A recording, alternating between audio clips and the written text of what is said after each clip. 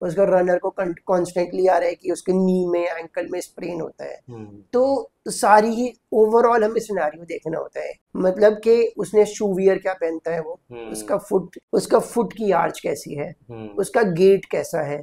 तो ये सारी ही चीजें बहुत ज्यादा मैटर करती हैं इंजरीज के टाइम। एंड देन जनरली क्या होता है कि सपोज कोई एक नॉर्मल पेशेंट अगर हमारे पास आया जिसको इंजरी हुई है, तो हमारे एक नॉर्मल प्रोटोकॉल होता है राइस जिसको कहते हैं हम, जिसमें 4 चीजें होती हैं कि रेस्ट देना है पेशेंट को, ठीक है, आइसिंग करनी है, ठीक है, कंप्रेशन बैंडेज लगानी है और लिम्ब एलिवेशन करनी है। ठीक है। लेकिन जो ये रेस्ट वाली चीज है ये हम किसी स्पोर्ट्स पर्सन को नहीं रिकमेंड कर क्योंकि सकते। उसका गेम है हाँ, और भी तो चीजें। इसमें जो हम प्रोटोकॉल फॉलो करते हैं उसको पुलिस कहते हैं हम, अच्छा। Police is protection. हम्म। ओएल में हम ऑप्टिमल लोडिंग कराते हैं। अच्छा। ऑप्टिमल लोडिंग से मेरा मतलब है कि जैसे कोई रनर अगर भाग रहा है तो हम ये, क्योंकि उसकी हमें जो स्ट्रेंथ मसल्स की मेंटेन करनी है, तो उसको हम hydration enthalpy, muscle stimulation therapy continuously देते रहेंगे, या फिर जैसे रेस्ट की जगह असिस्टेड ट्रेडमिल ट्रेनिंग देंगे ताकि उसकी जो स्टिमुलेशन है, जो उसकी स्ट्रेंथ और स्टेमिना है वो मेंटेन रहे। तो एंड एक सबसे ज्यादा इंपॉर्टेंट चीज जो किसी भी एथलीट की नहीं होती है कि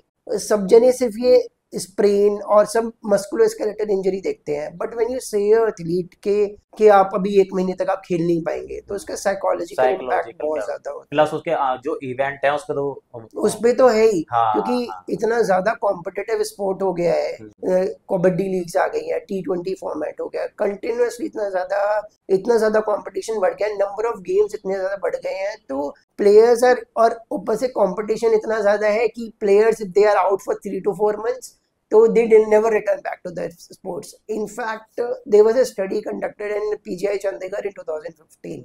In that, 88% of the wrestlers or of the kabaddi players didn't ever return to the sports, all because of a sports injury.